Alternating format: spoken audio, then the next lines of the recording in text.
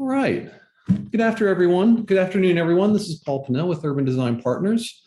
Thank you so much for joining us this evening to discuss a rezoning petition, Rezoning Petition 2022-035, located at 920 Parkwood Avenue. Currently, it's located in the Belmont community, but it's also right across the street from the Ville Heights community. And I see that we have folks joining us from each neighborhood. So again, thank you so much for jumping in the meeting this evening to discuss the petition. So what we're requesting here, it's 0.371 acres. It's currently zoned R5, and we're requesting a new zoning district here of UR2 for up to 11 residential units, townhomes specifically. The screen that you're looking at right now is the current site. I'm sure a lot of you are familiar with it, just right there on the corner of Harold Street and Parkwood Avenue. Right across the street, you may be familiar with the Parkwood Reformed Presbyterian Church renovation and the duplexes that went up there a few years ago. And it is the same petitioner. The petitioner is Annie Rental Homes. Ede and Claire Raffay are our clients, and we're happy to be assisting them on this petition as well. So let's go ahead and jump right in. Just some quick housekeeping. Everyone right now is currently muted, but if you do have a question during the presentation, please feel free to use the chat function at the bottom of your screen. Just click it. It should bring up a chat window where you can type in a question, and we'll be happy to review any questions that everyone may have at the end of the presentation. And then if there aren't any questions, or if we've just got a couple, we can, as best we can, as orderly as we can, unmute and ask a few questions as we get everyone's questions answered this evening. All right. So, my mouse is taken over. All right, so just for clarity, the site is located right along Parkwood Avenue and Harold Street. There are a few other rezonings that have occurred in the very near vicinity in the last few years. Again, the Parkwood Reformed Presbyterian Church, the residential project right across, well, diagonal from this particular site. And then also the Greenbird mixed use residential commercial building. And then we are also involved in what was referred to as Apex Parkwood, which was a mixed use townhome, residential and commercial building at the intersection of Allen Street and Parkwood. And then there was also a community condo building that was also rezoned along Parkwood and Peakroom Street. So there has been some interest in rezonings in this area as Parkwood Avenue, I guess we can loosely call it the urbanization of Parkwood Avenue. Currently today, the site is zoned R5, and the future land use would indicate that this site is appropriate for up to 5 DUA. Well, 5 DUA here along Parkwood Avenue, today, I think there is definitely some real interest in seeing some revitalization along Parkwood Avenue, directly adjacent Parkwood Avenue, for higher residential density uses. And this is what we'd like to discuss this evening with everybody. So design considerations that we always take into account: existing site conditions, the City of Charlotte zoning ordinance, which is soon to become the UDO, we believe. We can talk a little bit about that tonight. I'm sure there are a few people on the call that are certainly familiar with what's within the UDO and how that may affect this rezoning. Community input, which is why we're having our community meeting today. We've also been in conversations with the Belmont Land Use Committee and also the Belmont community. We will make a presentation to them. I believe y'all do not have a community meeting in August, so hopefully we can join you for a community meeting in September. Zoning district and land use and staff guidance from the City of Charlotte Planning Department. Residential density, making a project work from a pro forma standpoint, but then also providing residential density that seems appropriate within this corner. Existing environmental features, luckily I don't believe we have any because it's an existing single family lot. Vehicular traffic patterns, which have been addressed by what we'll refer to as the Parkwood Road Diet, which I'm sure you're all familiar with. Pedestrian safety, we are all familiar with what it's like to walk along Parkwood Avenue. Hopefully this project will assist in that, at least in a small section along Parkwood Avenue. And also open space and tree save. We can touch on these items as well. So this is the current zoning petition that's been submitted to the city of Charlotte. It illustrates 2 units fronting Parkwood Avenue. This is Parkwood Avenue here running planned north-south. And then also some additional townhome units along Harrell Street. So we've got 1, 2, 3, 4, 5, 6, 7, 8, 9 townhomes along Harrell Street and 2 townhomes fronting Parkwood. Now, within this particular petition site plan, this end unit here would front along Parkwood and address Parkwood as a front. So this would not present itself as a side. You can see the sidewalk here connecting directly to the Parkwood sidewalk. But just wanted to let you know that these 2 townhome buildings here would present as a front along Parkwood Avenue. Let me jump to the next rendered site plan here. It may be a little more descriptive for everybody. So again, we've got the 11 townhome units on the corner. We've got a 2-way residential driveway. They're all rear loaded. No front loaded townhomes are being proposed within this petition. And then we also have a corner and common open space of tree save and common open space here. This area back here would be preserved tree save adjacent the backyards of the 2 adjacent single family homes. And then also townhome communities within the city of Charlotte must provide 400 square feet of private open space or 10% usable common open space. So in this particular instance, we would not be doing rooftop terraces. So there won't be a condition where rooftops are looking down on their neighbors. We would be doing 10% improved common open space within this particular petition. We're also including an improved 8-foot planting strip along Harrell Street and Parkwood Avenue. And also, as previously mentioned, an 8-foot sidewalk along Parkwood Avenue and Harrell Street.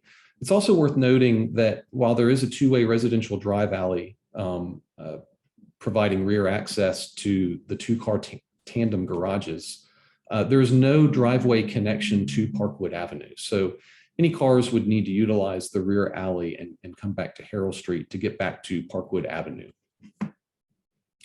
Now, we have gotten some comments from the architect, also some planning comments, which may warrant this change, but we at least wanted to provide a secondary concept that may go in, we're not exactly sure yet, but it may go in with our resubmittal that's due this coming Monday.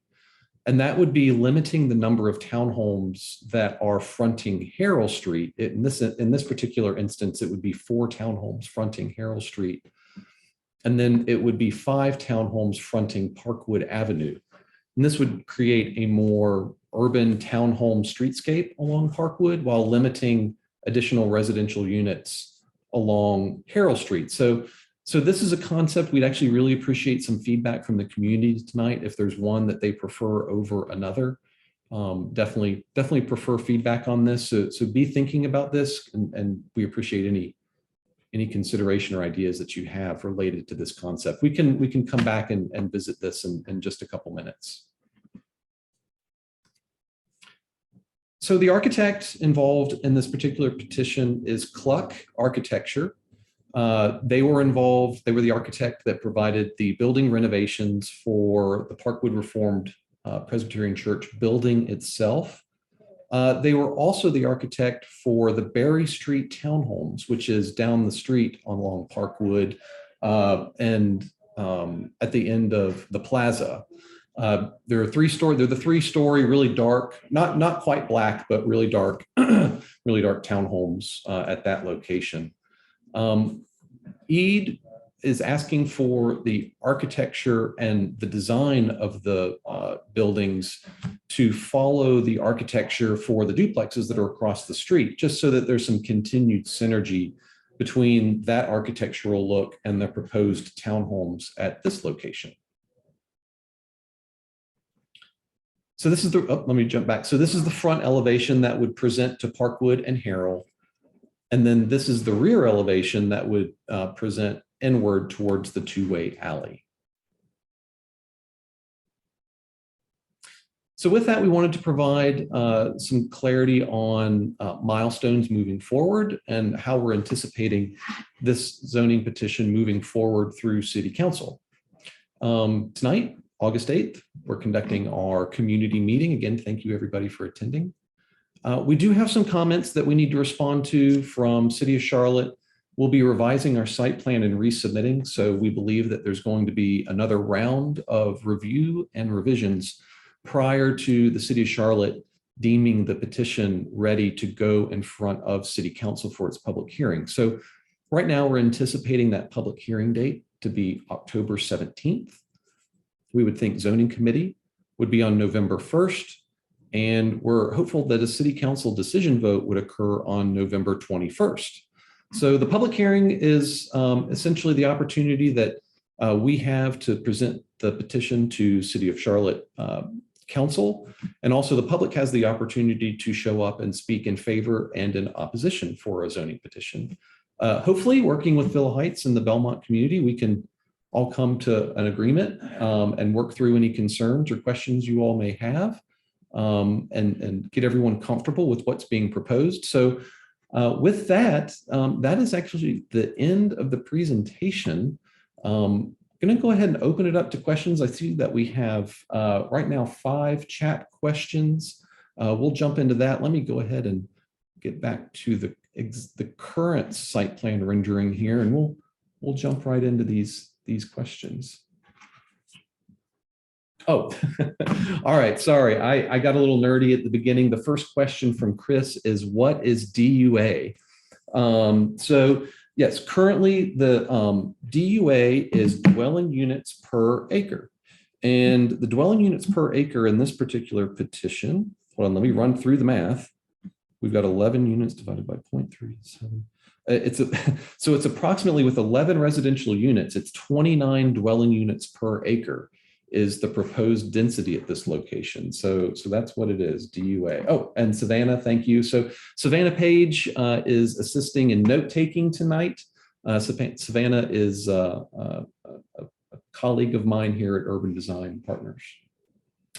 Thank you for answering that question, Savannah. What is the UDO? So the UDO I referenced earlier is the Unified Development Ordinance. And for the last few years, the City of Charlotte Planning Department has been formulating and devising a new zoning ordinance for the City of Charlotte that is referred to as the UDO. In this particular UDO, it is a form-based zoning ordinance. And we would anticipate the City of Charlotte actually adopting the new UDO in the coming months. I think it may actually be up for vote this month, this August. So in this particular instance, while we're requesting a UR2 conditional rezoning petition here, zoning district here, moving forward when the UDO is adopted, the requested zoning districts will change to follow the zoning districts that are noted within the UDO. So I would actually encourage everyone to jump into the City of Charlotte Planning Department's website and get familiar with the UDO. I believe it's probably coming in the coming months. When it will be applied and followed by the Planning Department, I think that's still unknown, but I think that day is coming.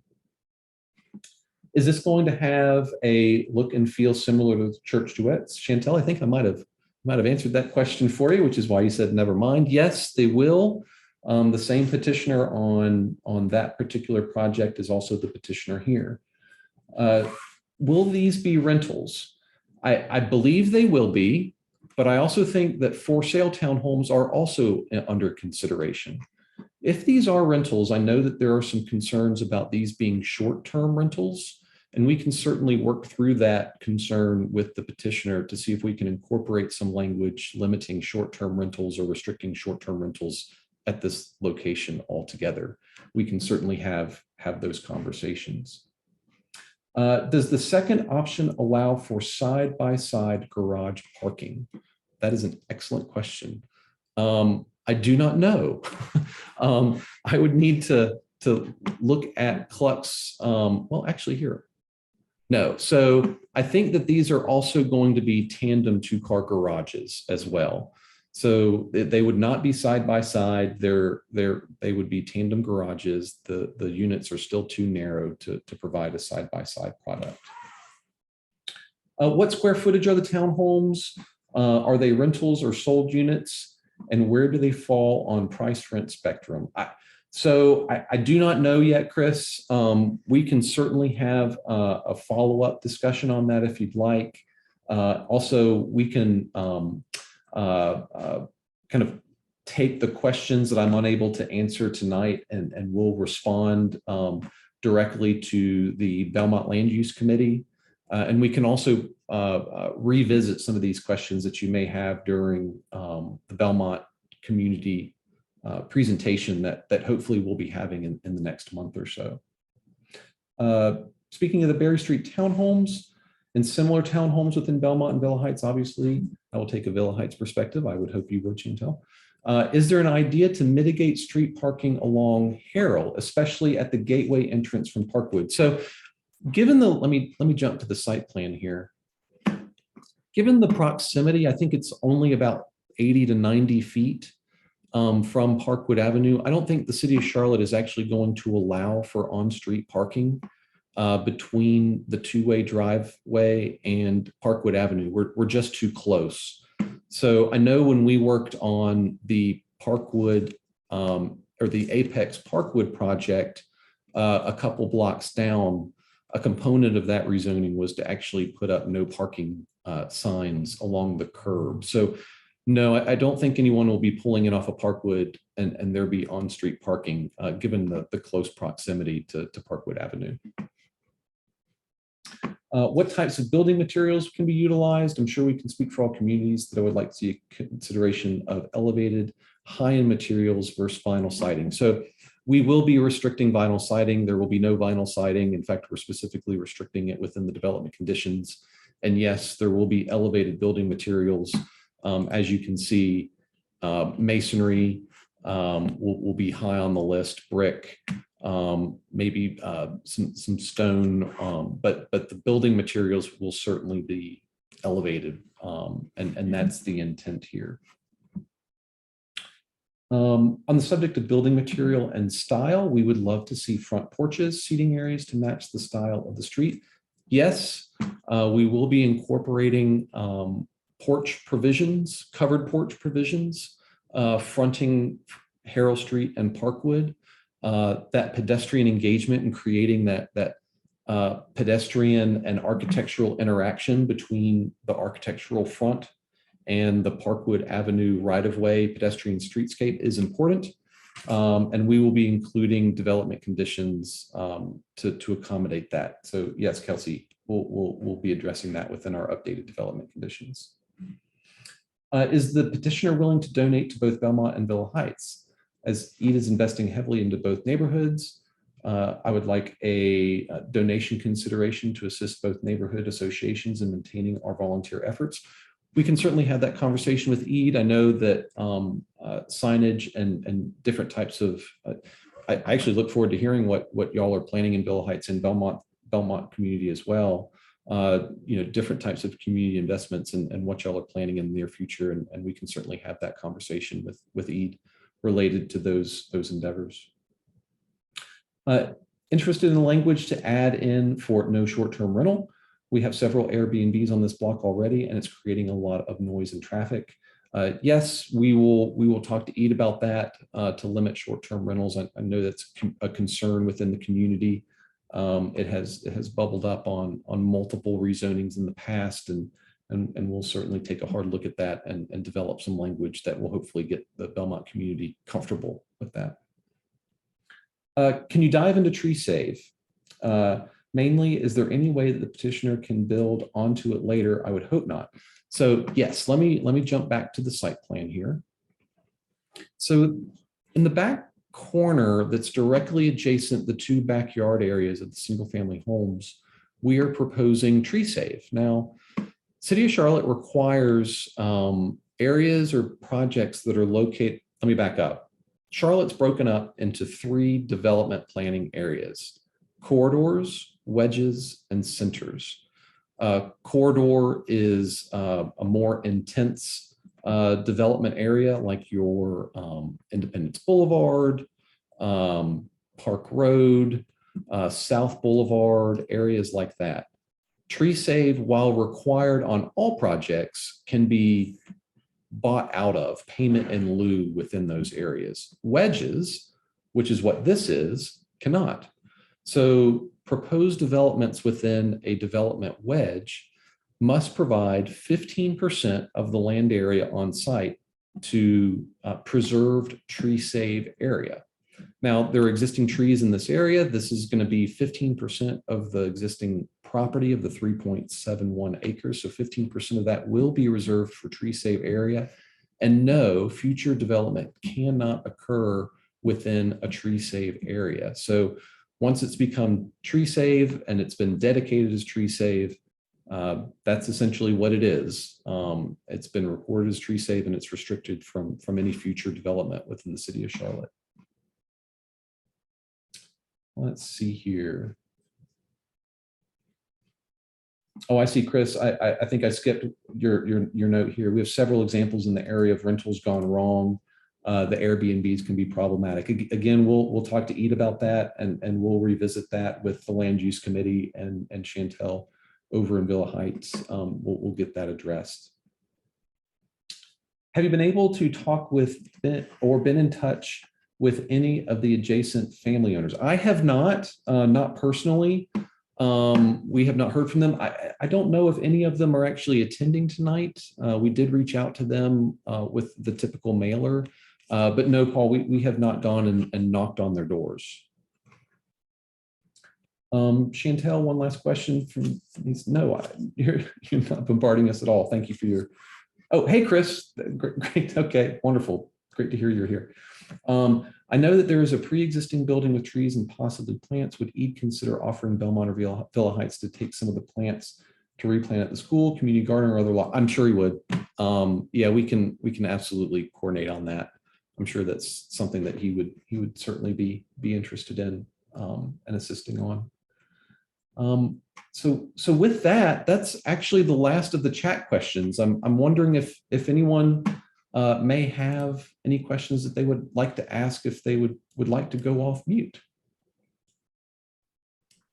Hey, this is Gina Hoy. How's everyone doing? Hey, Gina, how are you? Hey, good. So Chris and I are in the house. You're sharing the screen right now. That is right next door. I see your name right there. Yeah, that is us. And so I guess he and I think would probably like to just get in touch with you and kind of like further talk about like what the plans are. Sure.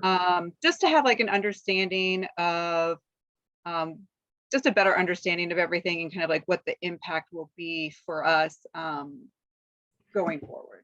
Of course. So you can, I'll just go ahead and give everyone my email address now. It's Paul, P-A-U-L, at urbandesignpartners.com. Spelled down here in the bottom right-hand corner, urbandesignpartners.com. Feel free to shoot me an email. And also, just as a general FYI, on our website, urbandesignpartners.com, our process is a little different than some rezoning petitioning agents here in the city. We'll actually take the recording and post it on our website. We'll take the presentation that y'all are seeing tonight. You can scroll through it, and then you can also download a PDF of the presentation as well on our website. So, and we're going to leave that up throughout the entire rezoning process. So if there's anyone that has questions that may have arisen or might need to be reminded of a conversation that occurred during the community meeting tonight, you'll be able to revisit it. Or if you just really want to revisit the conversation as a whole and just feel like watching it again, I don't know why anyone would, you can go do that. But all of that will be up for everyone, and feel free to review it and download it, and also reach back out to me if you have any questions at all about anything. So happy to talk, or if we want to go grab coffee or something in the coming weeks, we can do that too and talk about it. Yeah, absolutely. Sounds great. Ede and Claire are actually out of town right now. That's why they're not attending. I believe they're in Egypt visiting family for a few weeks. So they apologize for not being able to come, but there's good reason. They're on the other side of the world at the moment.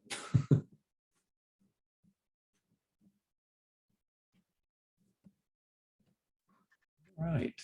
Paul, I Oh, had one question on your yeah. alternative concept B. Yeah, let me jump over to it, Paul. So in this configuration, is there an opportunity where perhaps the curb cut and drive could be located to the right, further north, and therefore be away from Gina's property and potentially have some more green space on the south left end? So that's a great question. So City of Charlotte, Department of Transportation restricts driveway access to existing intersections to a minimum of 75 feet. I think right around here, we're within that 75 feet. We can certainly talk to Walta. It's going to be Walta at CDOT. We can certainly talk to her about what these options are, or if there are any, to actually have this driveway cut be located here. I think that's definitely a good idea. And just in looking at this, I'm wondering if units 1 through 4 here, if they slid over closer to the side lot line. Yeah, it might give a better buffer between the Yeah. units and the existing single family, if And that's we an might be able to have a option. little waggle in here. It's going to get tight. But we'll look at that, Paul, and we'll let you know to see if that would work. That's a good idea. We'll look into that. Yes, I like that idea. Hey, Paul, I know I said last question, but It's okay. for all of the new streets within this proposed design, will you guys be, how do I word this? Basically just maintaining the cohesiveness. For example, like if there's Belmont sign toppers, doing things like that to make sure that everything stays cohesively within Belmont and everything that they've done. I'm sure Eden Claire would want to do that. Yes.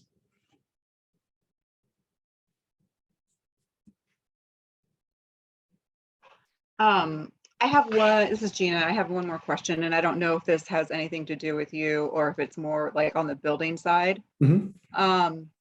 So we have, like, our lot kind of slopes down. So whenever it rains, we get a lot of rain that like collects in our backyard. And so we have like a sub pump and all of that in our crawl space. We just want to make sure whatever they're building or however they're moving the earth, that then there's not like water that's flowing into like our property. I mean, I'm sure they're going to look at all of that stuff, but is that a zoning question or is that more of like a builder question? So it's actually neither. Well, Okay. maybe builder. So if the petition is approved, it would then need to go through a land development process. Hold on, I'm looking something up here for you. Yeah. So it would need to go through a land development review process. Essentially, it would be construction documents would need to be pulled together and then submitted to the City of Charlotte Land Development Department for a permit review. It's construction documents, essentially. So Okay. as water flows from Parkwood downhill, essentially to your lot, we would need to definitely take a look at that if we were the ones that got to do the land development drawings for Eden Claire. But we would certainly want to make sure that at the very least there would be some type of a swale between your property and this property to make sure that stormwater is not crossing onto your property. Now, what I'm looking at here on Charlotte Explorer, let's see, looking to see if there are any existing stormwater pipes that we would maybe be able to tie into. Yes, there are. It looks like there are potentially some jurisdictional stormwater pipes along Parkwood Avenue that we would maybe be able to tie directly into, if not the whole project, maybe some of the project to help alleviate that concern. So that's getting kind of detailed, but yes, those are certainly things that would be looked into during the land development construction document process. Okay. Sorry, that was a long-winded answer. No, that was good. I mean to get don't nerdy there, but no, I appreciate it. Thank you. right. I'm looking through the notes. I don't see any more questions in the chat. Does anybody else have any other questions that they would like to ask?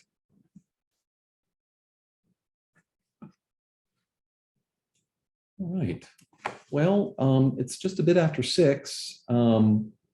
If there aren't any more questions, I'd really like to just say thank you to everybody for attending tonight. I think this has been a good meeting, and definitely appreciate everyone taking 30 minutes out of their evening to join us.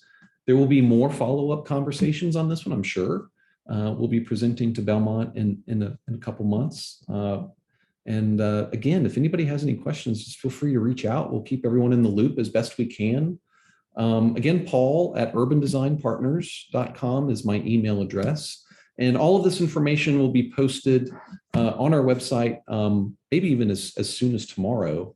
But be on the lookout. It's urbandesignpartners.com. Also, the notes that we've taken tonight, we will be submitting those over to the City of Charlotte to be posted on their rezoning website. If you don't know what that is, it's rezoning.org. Somehow they got that one. So that's the City of Charlotte's rezoning webpage.